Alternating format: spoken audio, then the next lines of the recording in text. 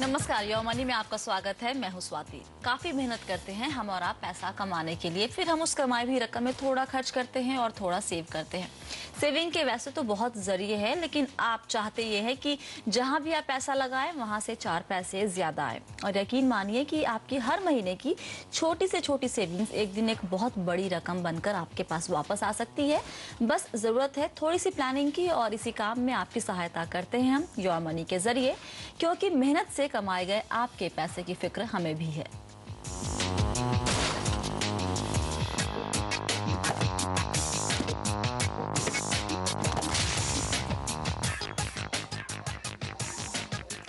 Your money में आज हम बात करेंगे म्यूचुअल फंड पर, जिसमें हम आपकी म्यूचुअल फंड से जुड़े सवालों के जवाब देंगे। और दर्शकों के सवालों के जवाब देने के लिए हमारे साथ हैं investonline.in के MD अभिनव एंग्रेश। अभिनव, बहुत बहुत स्वागत है हमारे शो में आपका। शुरू करते हैं दर्शकों के सवाल जवाब का सिलसिला। मुंबई से आयशा ने हमें फोन किया है। आयशा, पूछिए क्या है आपका सवाल। हाय स्वाति, मेरे 2 सवाल हैं जी। फर्स्ट ऑफ ऑल, मेरे पास लमसम अमाउंट है अराउंड 3 to 4 लाख रुपए, which I want to invest in mutual fund. Okay. But the thing is, मुझे रिटर्न ज्यादा नहीं होगा तो it is not a problem, because wealth creation is not the only aim. But I want कि थोड़ा safe होना चाहिए, risk कम होना चाहिए, और मेरे पास लिबर्टी होनी चाहिए कि मैं 2 साल के अंदर वो कभी भी निकाल सकूं, because I might require it with in another 2 years। तो ये रहा। मैंने STP के बारे में सुना था, सिस्टमैटिक ट्रांसफर प्लान। तो अगर दिस इज ये मेरी जो रिक्वायरमेंट के लिए systematic transfer plan proper option है, तो मुझे जरा इसके बारे में बताइएगा। और मेरा सेकंड क्वेश्चन था, मैं म्यूचुअल फंड में मेरे 3 फंड में रेगुलर इन्वेस्ट कर रही हूँ। सनलाइफ, फ्रंटलाइन इक्विटी, टैक्स 96 और टॉप 200 HDFC का। मैं जानना चाहती थी, अभी मैं अपना अमाउंट डबल करना चाहती हूँ, मैं 1000 हर एक में इन्वेस्ट कर रही थी, तो should I continue with the same, और या फिर मुझे अपना एलोकेशन थोड़ा चेंज करना चाहिए? ऑल राइट आयशा, 2 सवाल है बेसिकली। पहला सवाल, 4 लाख रुपए 2 साल मैक्सिमम, इतने वक्त के लिए निवेश करना चाहती है, बहुत ज्यादा रिस्क नहीं चाहती है इन पैसों का। अभिनव, क्या सलाह देंगे, कहाँ निवेश करें? सोती देखिए, 2 साल के लिए सिस्टमैटिक ट्रांसफर प्लान चूज करना इज नॉट एडवाइजेबल, हालांकि क्योंकि पीरियड बड़ा शॉर्ट है इन्वेस्ट करने के लिए। STPs में आप जनरली लिक्विड फंड से आप एवरी मंथ एक SIP के ही सिमिलर फॉर्म में आप इक्विटी फंड्स में ट्रांसफर करेंगे।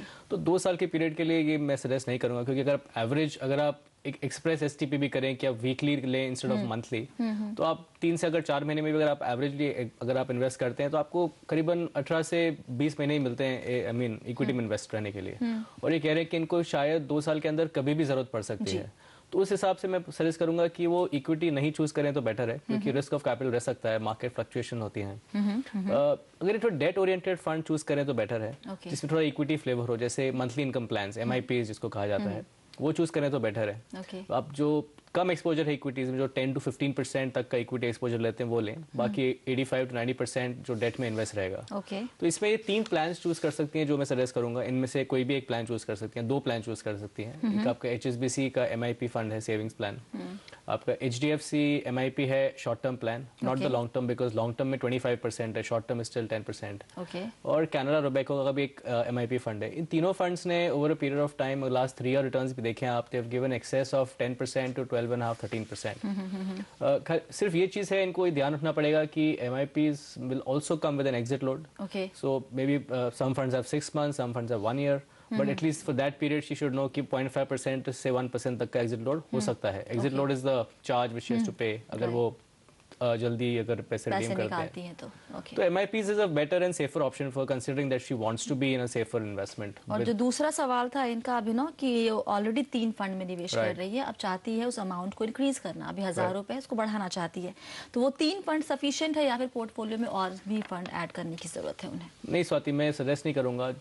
स्पेसिफिकली जो इन्होंने तीनों फंड्स के नाम लिए हैं, I think Birla sun life frontline equity, उसी का टॉप 200 और बिरला का टैक्स रिलीफ प्लान 96। देखिए, तीनों अच्छे फंड्स हैं। एक आपका ELSS का बेनिफिट मिलता है टैक्स रिलीफ से, top 200 only into top 200 like companies. और frontline equity anyway front runner large cap company में ही इन्वेस्ट करता है।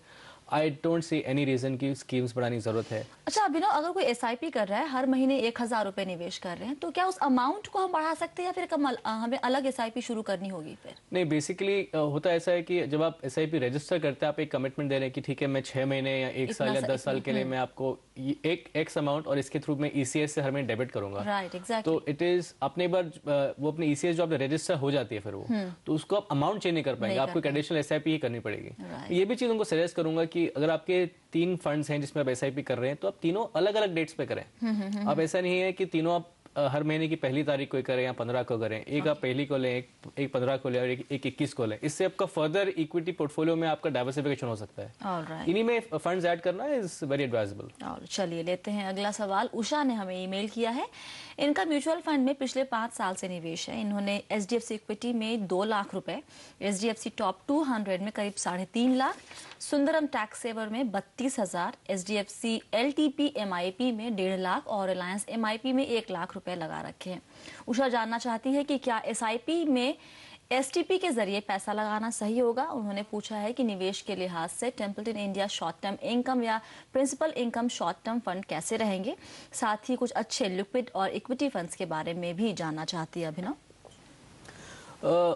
स्वाति, इनका जो पोर्टफोलियो है, इनफैक्ट मेरे को इनका पोर्टफोलियो काफी पसंद आ रहा है बिकॉज ये अच्छा एक बैलेंस पोर्टफोलियो बनाया इन्होंने जी।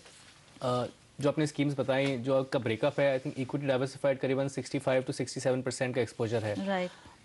उनका MIPs में करीबन 30% और का एक्सपोजर है। तो एक बैलेंस्ड एक अच्छा पोर्टफोलियो है। एक दूसरा ये पूछ रहे हैं कि इनको कोई और स्कीम्स ऐड करनी चाहिए। जैसे हमने पहले सवाल में बताया, कोई जरूरत नहीं ऐड करने की। 2 अच्छी स्कीम्स हैं, HDFC equity and top 200 fund. अगर आप कंसिस्टेंटली देखें पिछले 12-13 साल से ये फंड्स हैं। आई मीन HDFC के पहले फंड्स अमी के पास थे, फिर जब HDFC ने फंड खरीद लिए तो ये इनके पास ट्रांसफर हुए हैं। तब से कंसिस्टेंट परफॉर्मेंस है। I mean this funds are given in excess of 25% annualised in the last 10 to 12 years।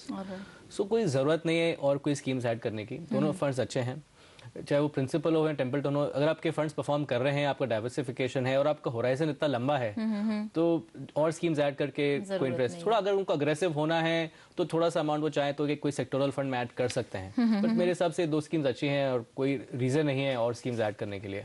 Alright Ayesha, Usha, आपका जो सिलेक्शन ऑफ फंड है वो काफी अच्छा है। आप इसी में और पैसे लगा सकती हैं। आप अलग से और फंड ऐड मत कीजिए।